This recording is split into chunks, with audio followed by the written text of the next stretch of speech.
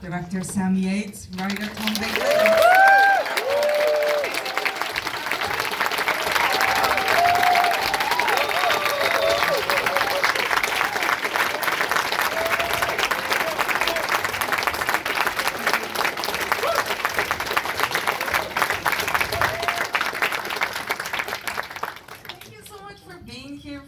The film to the PCC, and congratulations. Thank you so much. Thank you very much, everyone, for coming. We're delighted to see you all. So, guys, I'll open up by asking a few questions from the Magpie team, and then we'll open it up to you guys, and there will be roving mics. So if you're keen to ask anyone a question, please lift your hand up, and I will point at you, and a microphone will find you, and we'll get as many questions in as we possibly can, okay? But Daisy, can I start with you? Because apparently this was your original idea.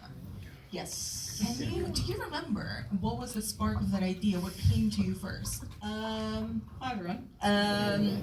The original idea was different. I was on set in Canada and I had a little girl playing my daughter who was unbelievable. And it was COVID time, so either we were at work and around people, or I was very much not around anyone.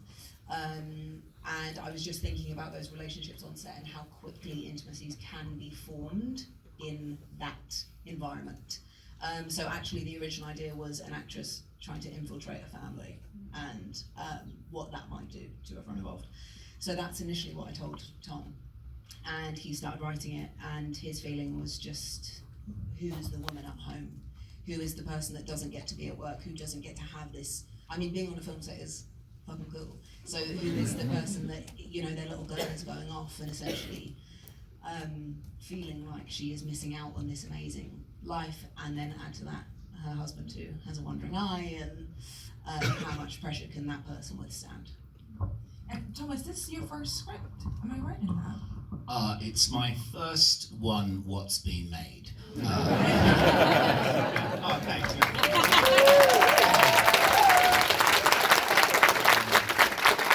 Easy crowd, nice. I've been writing for about 4 or 5 years or so, and I've got various different films in various different forms of development, and Daisy's always been the first person that I share my scripts with, so that's why, when she landed and I picked her up from the airport and she said, I've had this idea, and we talked about wanting to make something together, and she said, what about this? Why doesn't this be the thing? And I really love the idea, the seed of it, so and I often say that being married to Daisy is like being strapped to a rocket. She just made it happen. I've got scripts that have been, they're about 3-4 years old, but Daisy just made this happen so fast. And picking up on how Daisy was talking about her original idea, both of you are actors, so you have had these wild, crazy experiences on set. Can you tell me, did you draw from your experiences or for Daisy's experience on sets to write the script? No. Because that hasn't happened to us. Easy crowd.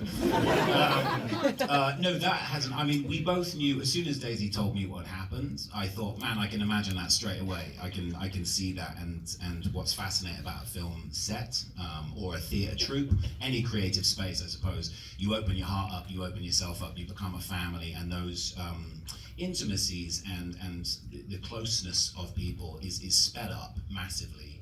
So it's something that I thought, this is totally believable, and I understand this, and I know it well, yeah. And Sam, part of the appeal, part of the enjoyment of the film is kind of that we're constantly believing in Annette's deception, in this image of her that so fits neatly into what we imagine she should behave like. How did you place our faith in her to keep us with her until the very, very end when we start seeing what she's really been plotting?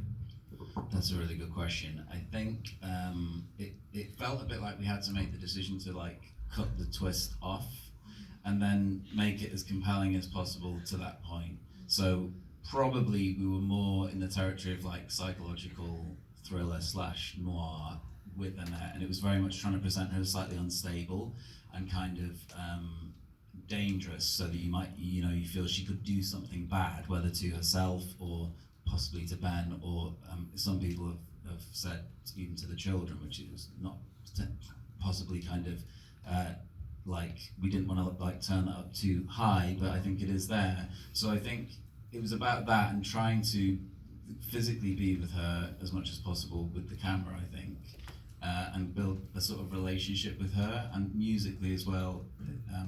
Laura Belling was our brilliant DOP, and Isabel Willowbridge was our composer, as I've mentioned, those two aspects.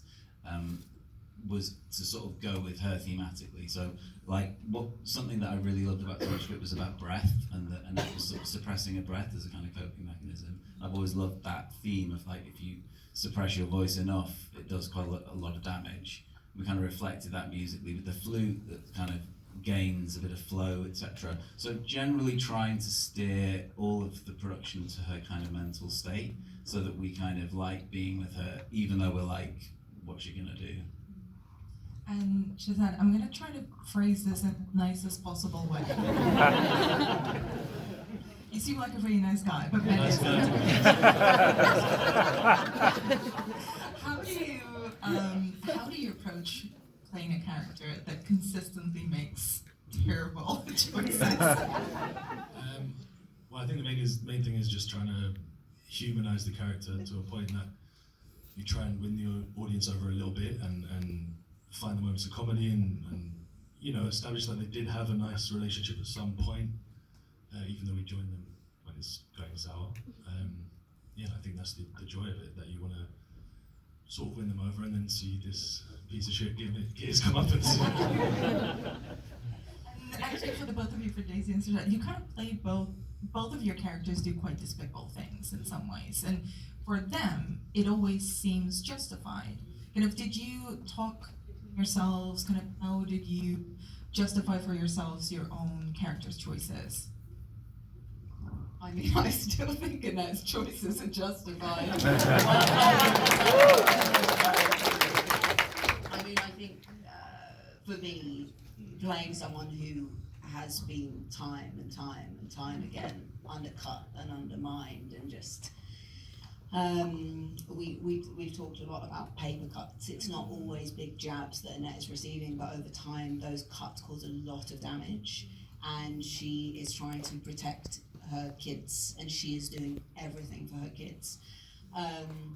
So certainly, you know, she starts doing something that is ultimately gonna have some payoff for her, but I still feel like it's all for that protection.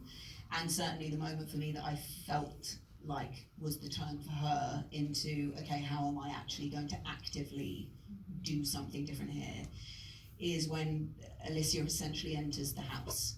And the pancake scene for me felt like that infiltration. And of course there's a sort of the physical representations of that, the bird hitting the window as a sort of omen of the outside world coming in. And that really is her safe space, even though it doesn't feel safe in many ways. Amanda, our amazing production designer, did the most beautiful job of like sort of building this gilded cage. It's this beautiful house, but it's claustrophobic and representative of Annette's life. So when even the notion of another woman is coming in a maternal way in that pancake scene, that, and then of course the park scene where you just think it can't get any lower and then it does. That feels to me like it becomes an active choice of how this is going to change. And she does have fun with that, but for sure it feels, I mean, the end is the end, but before the end, it feels justified to me. I just think he's so selfish, he doesn't see any, he thinks this shiny thing this actress is going to give him his creative outlet and change his life and do the things that he wants, basically. And he almost, I mean, maybe this me projecting onto the character, but I almost got the sense that maybe he treated Annette in the same way in the previous life. Like, she was also the solution to his problems at the start. I think he's stuck in a pattern, but it's just a bit pathetic.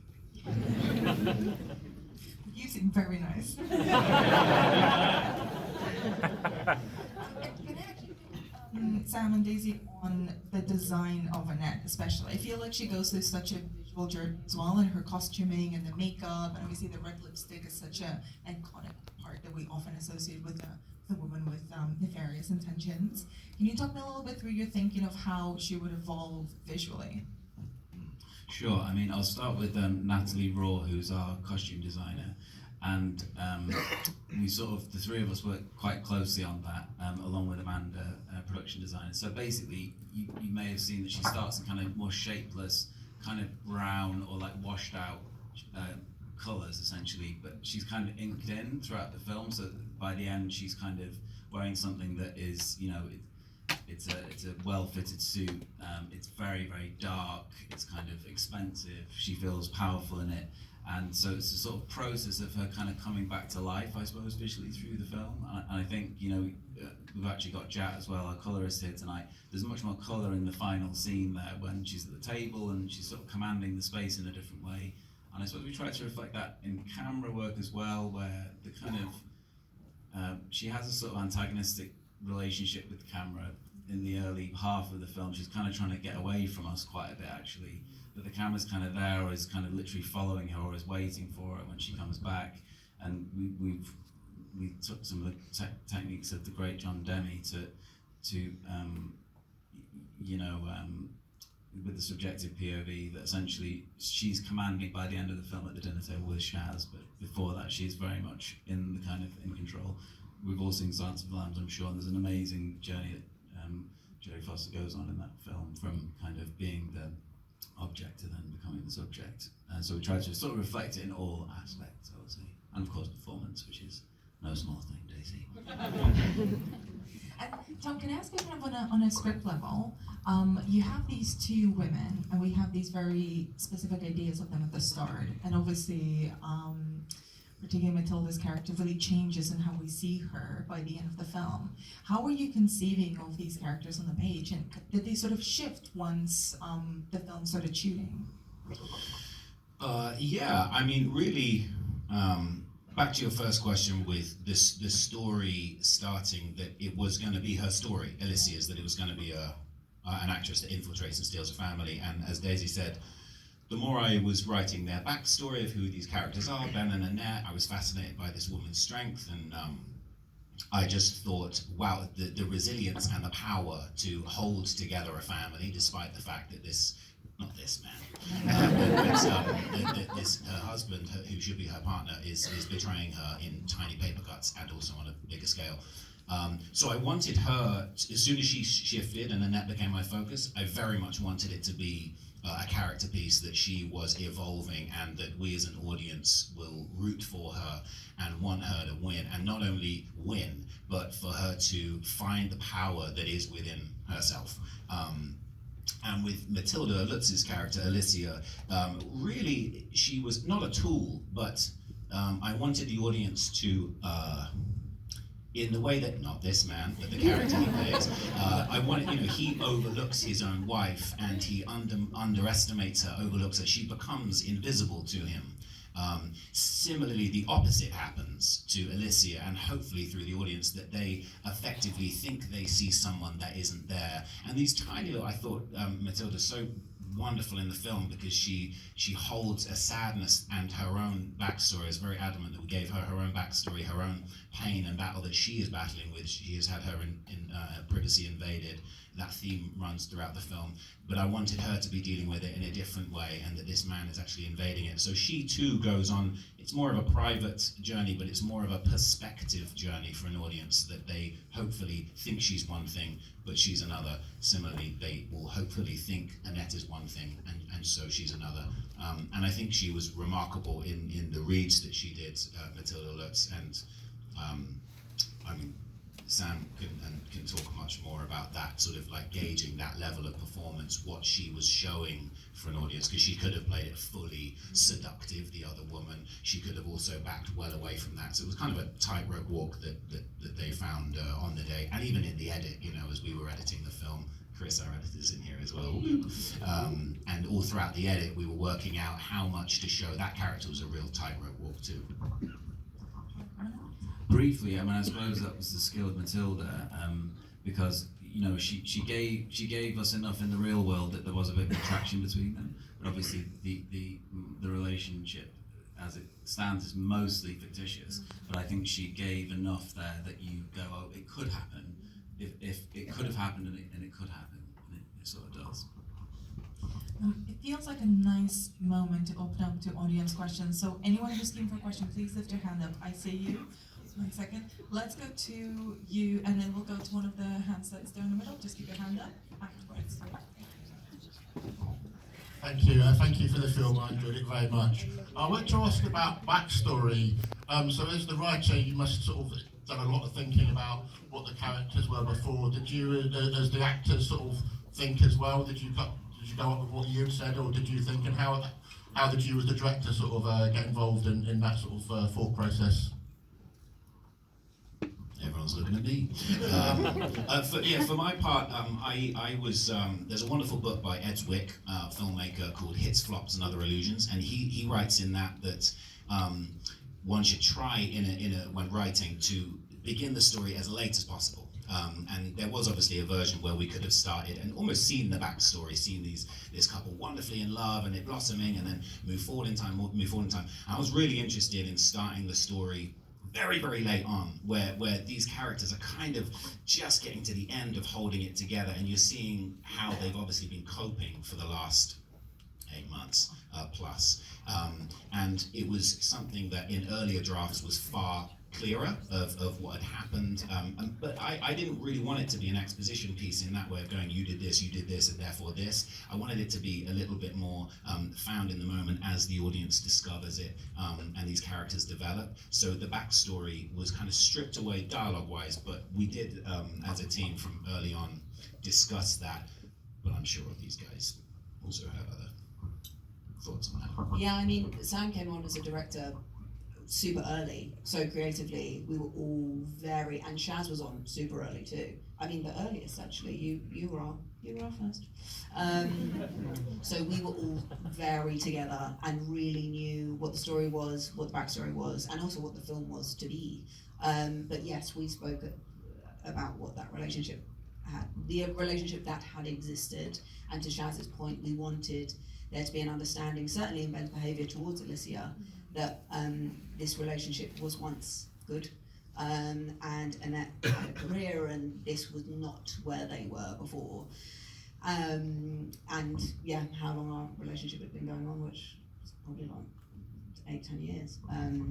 Because Hiba, who plays our little girl in it, was 6 as we were filming. So it feels like there's enough history there that it was worthwhile to try and maintain the family unit, even if it, at this point, is increasingly difficult.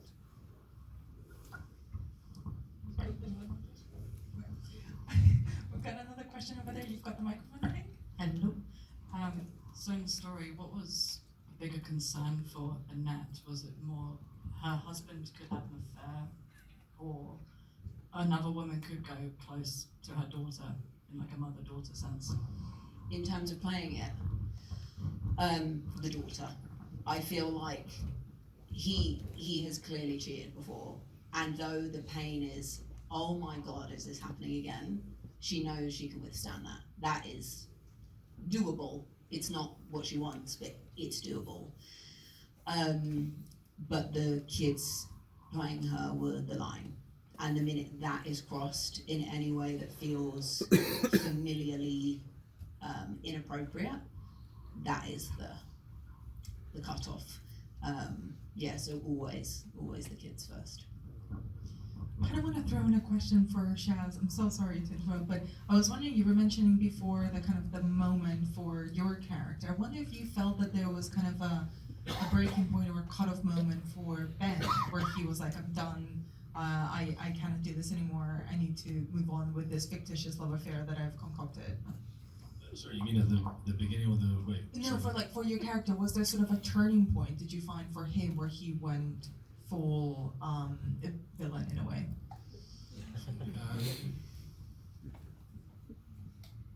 Well, I think we meet him at a point where he's already feeling so trapped.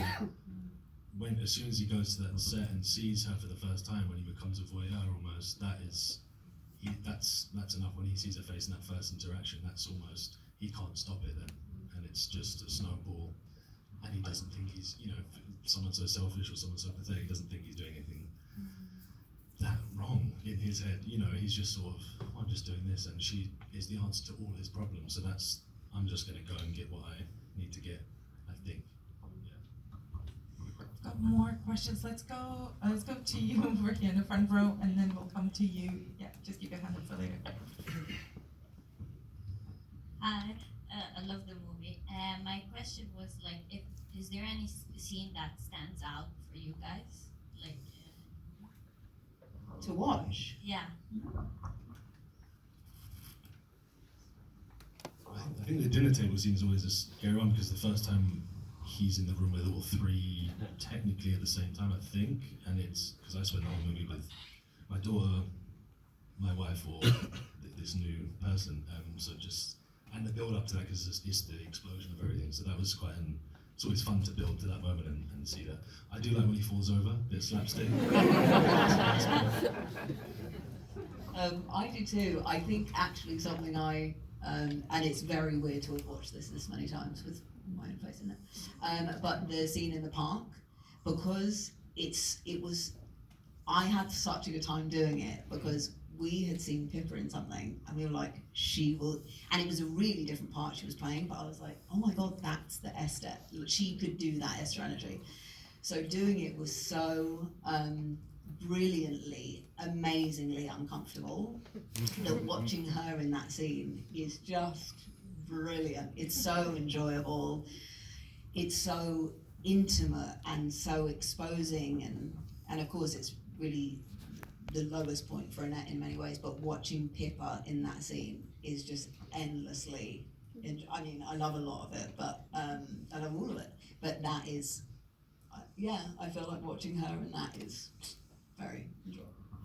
I think for me it's a mixture of things, but the sort of dinner scene at the end, just seeing Annette kind of flicker back to life and seeing Daisy smile, which happens so infrequently in the film, I think it has a massive impact at that point. Also quite like when she puts the glasses on and just you see her start to get really excited about what else she can pillage in that room, and then just put the clothes on. I was thinking, what would have happened next? Like clothes and all kinds of stuff. You've got the microphone. Go Microphone. ahead. Hello. Thank you guys. Loved it. I thought it really showed how you can tell a really compelling story with very few settings and characters and draw you in. I just wondered, like you touched on Jonathan Demme as an influence. There are parts of the film that really made me think of the old school filmmaking, Hitchcock, the unreliable narrator as it turns out, maybe a bit of film noir in the ending and the styling, and the scene you just talked about with the lady in the park was like a bit out of a brief encounter when the lady's incessantly talking at the character and she's not listening, and the voiceover's intruding. I wondered if it was a conscious choice to look back at old school filmmaking and storytelling when you were developing the story.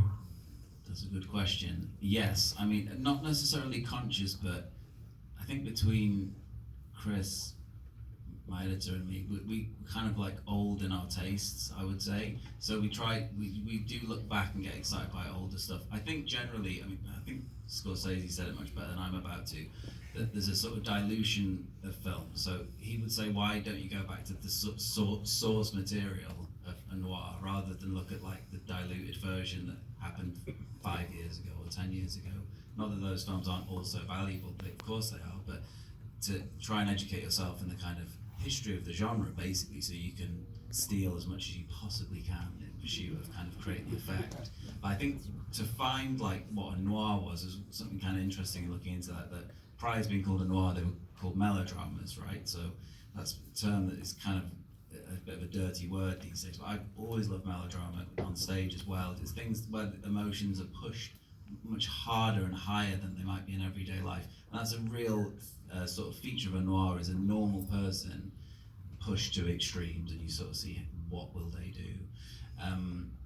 So yeah, I think finding noir as a genre was a big thing, and then other filmmakers, I mean, Michael Haneke's films were obviously very helpful in terms of creating tension from seemingly nothing, everyday stuff, and how we tried to score the film is in kind of long sections was kind of, obviously Paul Thomas Anderson is probably the master of that, but those kinds of things kind of crept in along the way, and I think Hitchcock a bit, but I didn't run at Hitchcock. I think it's just, you sort of absorb it, everyone absorbs it just by being around it, I think, yeah.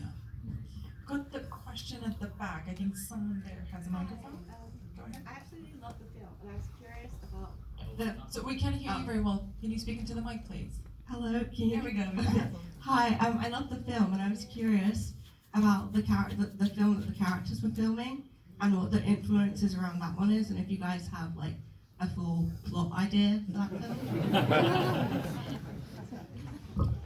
That's me again, isn't it?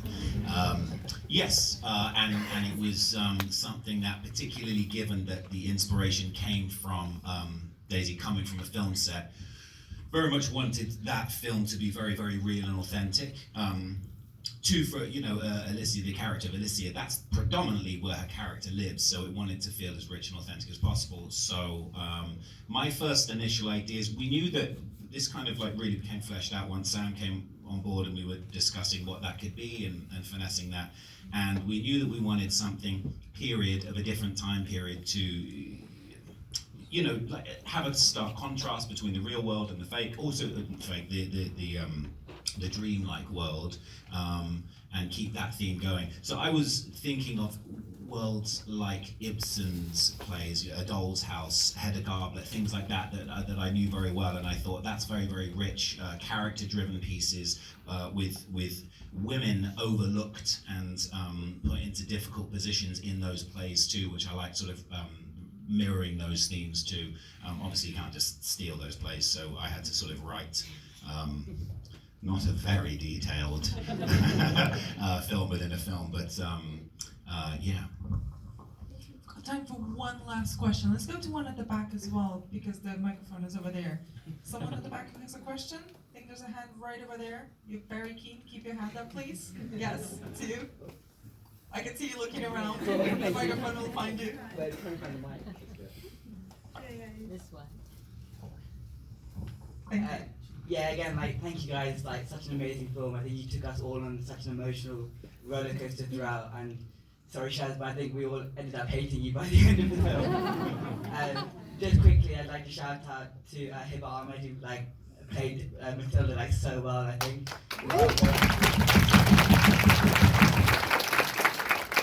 And I'd also like to ask about the ending, and it was such a well thought out and smart ending, and done so well. But was there anything else in the pipeline, or was there possibly a turn for maybe a less happy or positive ending to that, as positive as it was, I guess? But yeah, that's my question. Yeah, the ending was it was interesting writing this piece because back to the first question there. I'd never written a film to order. Daisy had said, "Would you write this?" And so I didn't know where it was going. Usually, by the time I share it with Daisy, I've fully formulated, structured act, finale piece. What am I trying to say with this? So it was interesting growing that as we went along. And the ending was something that was a bit sort of up and down, where are we going to go? What are we going to do with him? There was a version I wanted to play, and I played with the idea of ending it actually when they're at the trailer park, and she's pretending to be.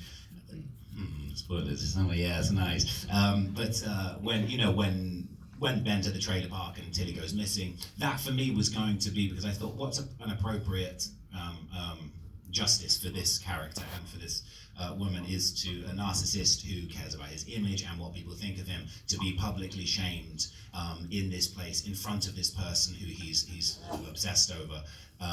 So I thought that could be a good ending, but we wanted something a lot more dramatic, and so sort of push that into a place. But actually, I'll sort of hand over to Sam too, because that final ending, what are we going to do? I knew I wanted it to be tied with the phone. The idea that this character literally isn't looking at the reality in front of him out the car window. He's just obsessed with this fake projected reality, and that's the thing that brings about his downfall. So I wanted that poetic justice, which I thought could work quite well. But over to Sam for those sort of final minutes, because that was something that we were still playing with. Sure, I think obviously the music was a big part of that, I think. And I pitched to everyone pretty early with that track, which I've been carrying around for ages. I just love that track, and the lyrics felt right, and the tone felt right. It's kind of ambivalent, but kind of jolly and fun and dark, and I just think Chris Farlow's voice is so wonderfully interesting. So that was very much always going to be the way. I think then there was a lot of time spent on how to cut it.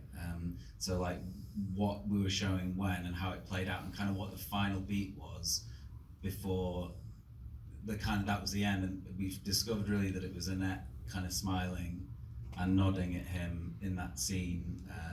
My partner Charlie is obsessed with like murder and psychopaths, and she knows about how they work. And one of the things she said was one of the most common things about when a man kills kind of the whole family is when he feels that he's been kind of shamed or beaten publicly, right? You're nodding your head as well, right?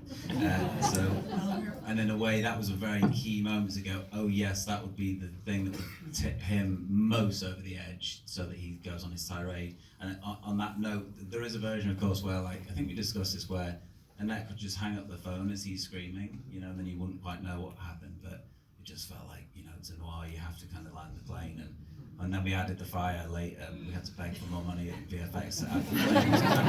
Is he dead? Is he not? And at that point, I mean, we made the choice to go, yes, he has to absolutely burn. Which could have been optional, but sorry. Just really wanted to really humiliate him in the last Totally and utterly. It's okay. We all get it. Again, you seem really nice. Thank you all so much for your brilliant questions.